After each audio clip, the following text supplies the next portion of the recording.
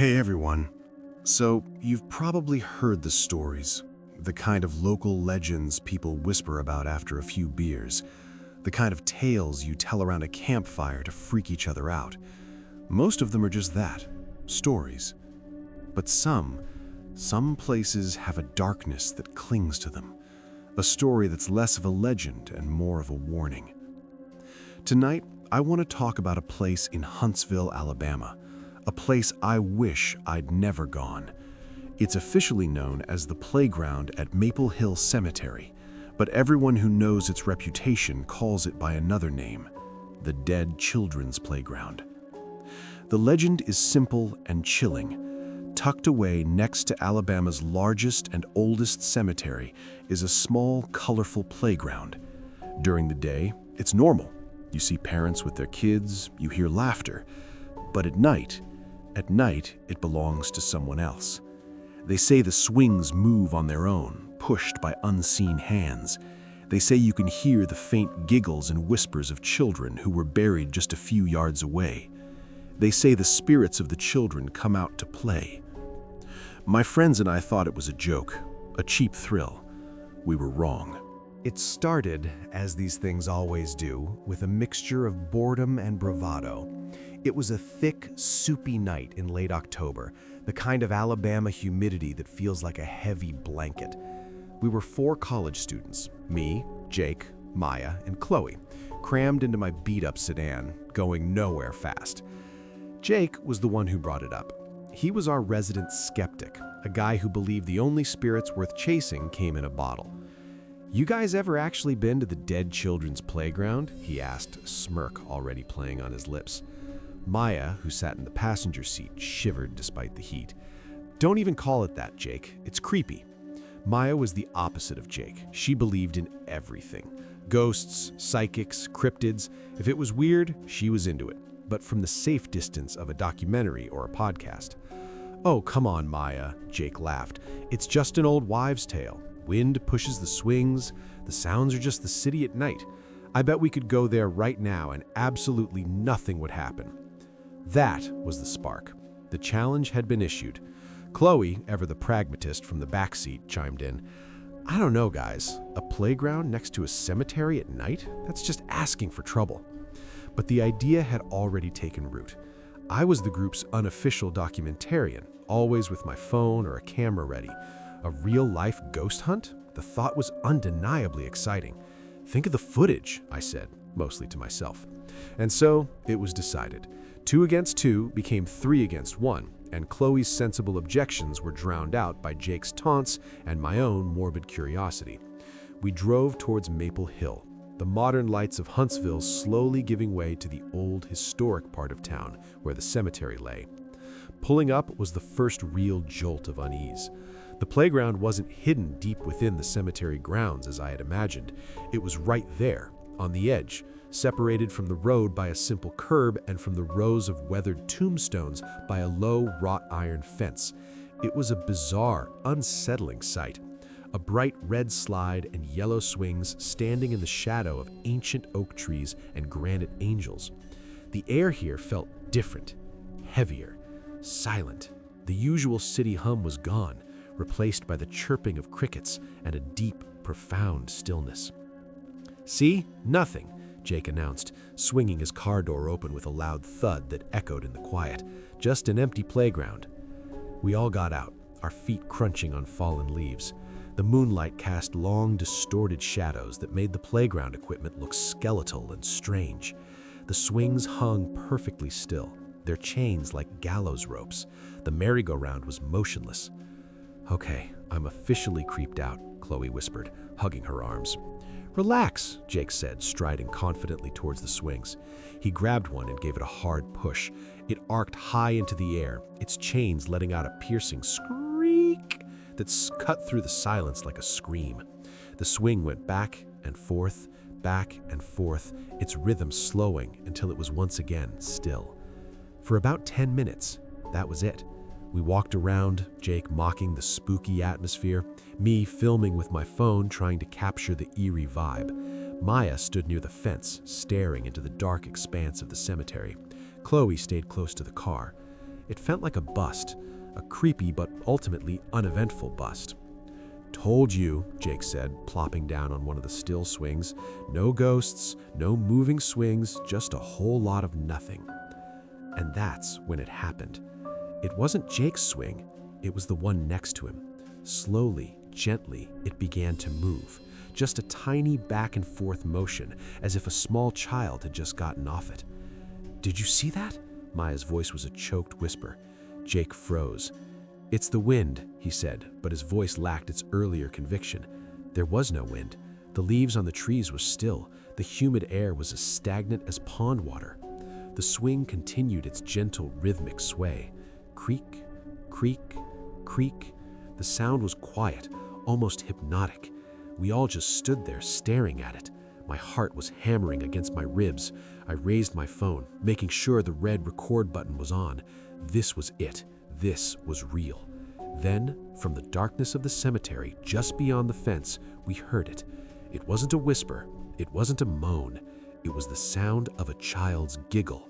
Faint, distant, but absolutely unmistakable. The giggle hung in the air for a moment, thin and sharp as a shard of glass, before dissolving back into the silence. We were all frozen, a tableau of terror under the moonlight. Jake had jumped off his swing, his face pale. The smug skeptic was gone, replaced by a wide-eyed stranger. "What was that?" Chloe stammered, her voice trembling. "That was a kid. There's a kid here." But we all knew there wasn't. We were alone, or at least we were the only living people there. "It's a sound system," Jake said, grasping for a rational explanation. "They'd probably hide speakers to mess with people. It's a prank." But even as he said it, his eyes were darting around nervously, searching the shadows between the tombstones. The swing next to him was still moving, and now the one next to it began to sway too, in perfect, eerie sync. Creak, creak, creak, creak. They moved with a purpose, an energy that the wind could never create. It was like watching invisible children, one just a little smaller than the other, swinging side by side. I kept my phone up, my hand shaking so badly the image was probably blurry. "I'm getting this," I muttered, more to reassure myself than anyone else. "I'm recording all of this." Then the merry-go-round started to move. It began with a low groan of rusted metal. Slowly, so slowly, it started to turn, a full circle, then another. It wasn't fast, just a steady, deliberate rotation. There was no sound of footsteps, no sign of anyone pushing it. It just moved, propelled by an unseen force, its faded paintwork a carousel of ghosts. "Okay, that's it, I'm done," Chloe said, backing away towards the car. "This isn't funny. This isn't a prank. We need to leave, now." She was right. Every rational part of my brain was screaming at me to run, but I couldn't. I was mesmerized by the horror of it. The two swings moving in unison, the merry-go-round turning on its own, and the oppressive feeling that we were being watched. That's when Maya gasped. "Listen," she whispered. We all went quiet. Over the rhythmic creaking of the swings and the groaning of the merry-go-round, there were more sounds now. Whispers.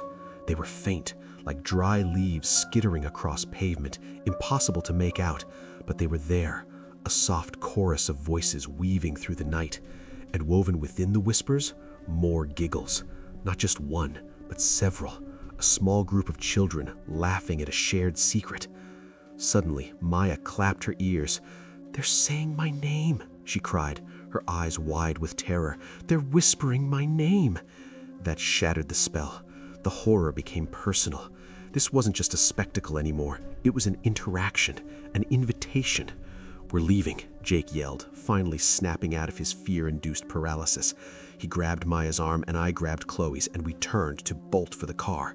But as we turned, all the motion stopped. The swings hung limp and silent. The merry-go-round shuddered to a halt. The whispers vanished.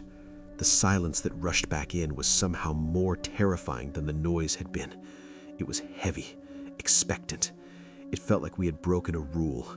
The game had stopped because we'd tried to leave. We stood there for a heartbeat, caught between the playground and the road. And in that moment of absolute silence, my phone, still recording, picked up a new sound.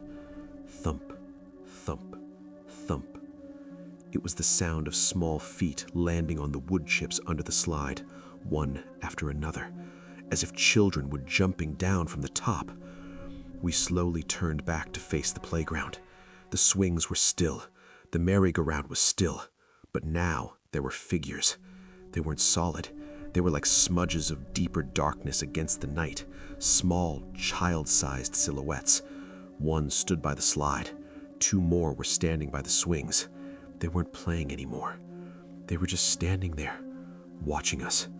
And as we stared, paralyzed with a fear so profound it felt like ice in my veins, one of them, the one by the swing, slowly raised a small, shadowy arm and pointed. It was pointing directly at Jake. The world seemed to shrink down to that one single image. A small, dark shape, its form wavering like a heat haze, pointing at our friend. The silence was broken by Jake, who let out a strangled gasp. It wasn't a yell of defiance, but a pure, primal sound of terror.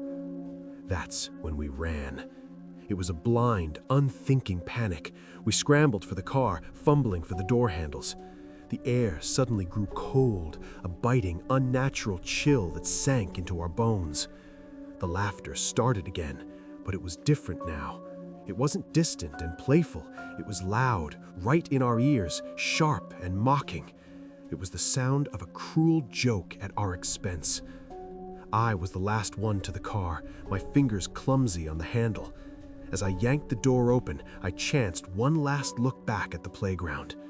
The shadowy figures were gone, but every single piece of equipment was in motion.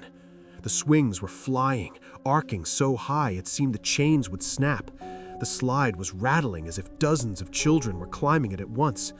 The merry-go-round was spinning violently, a dizzying blur in the moonlight. It was a chaotic symphony of phantom energy, a spectral tantrum. We piled into the car, Chloe and Maya screaming, Jake hyperventilating in the back seat. I jammed the key into the ignition and twisted. Click. Nothing. No, no, no, I muttered, trying again. Click. The engine wouldn't turn over. The battery was dead. "It's them!" Maya shrieked from the back. "They don't want us to leave!"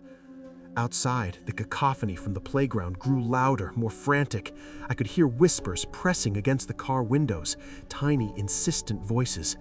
A small, cloudy handprint the size of a child's suddenly appeared on Chloe's window, then faded away. She screamed and scrambled away from the door. "Try it again," Jake yelled, his voice cracking. I twisted the key one more time, closing my eyes and willing it to work. The engine sputtered, coughed, and then roared to life. I didn't wait. I slammed the car into drive and stomped on the gas. Tires squealed on the pavement as we shot away from the curb, leaving the dead children's playground and its manic, invisible occupants behind us. I didn't slow down. I ran every red light. No one spoke. The only sounds were Maya's quiet sobs and Jake's ragged breathing. We didn't look back until the bright, sterile lights of a gas station parking lot were all around us. We sat there for a long time, the engine idling, the four of us trembling in the aftermath. Our friendship was never the same. We had shared something too terrifying, a trauma that we couldn't process or talk about. We drifted apart in the weeks that followed. Chloe transferred schools the next semester. Maya started wearing a cross everywhere and refused to be out after dark. And Jake was the most changed. The loud, confident skeptic was gone. He became quiet, withdrawn. He had nightmares every night. He told me once in a hushed, terrified voice that he sometimes felt a cold spot in his room. He said he would occasionally wake up to the feeling of a small, cold hand on his ankle, just for a second, before it was gone. They had pointed at him. They had marked him. As for me, the documentarian, I went home that night and with shaking hands plugged my phone in to watch the footage. I needed proof. I needed to know I hadn't imagined it. Most of the files were corrupted. The videos were just black screens with static hissing. But I managed to salvage a few audio clips. In one, you can clearly hear the creak, creak, creak of the swings. In another, there's a low groan of metal. They're chilling, but they don't capture the true horror of it. But there was one last file. It was just a few seconds of audio recorded right before we ran. It was mostly just our panic breathing. I put on my headphones and turned the volume all the way up, straining to hear anything else. And I found it. Underneath our own terror, I heard a whisper. It was different from the others. It was crystal clear, a little boy's voice spoken right next to my phone's microphone. It wasn't mocking or laughing. It was a simple, chilling question, one that I still hear in my nightmares. It said, "Are you coming back to play tomorrow?" So, if you're ever in Huntsville, Alabama, and you get the bright idea to visit that playground at night, just remember this story. Some legends are real, some playgrounds aren't for the living, and some children, they're just waiting for new playmates.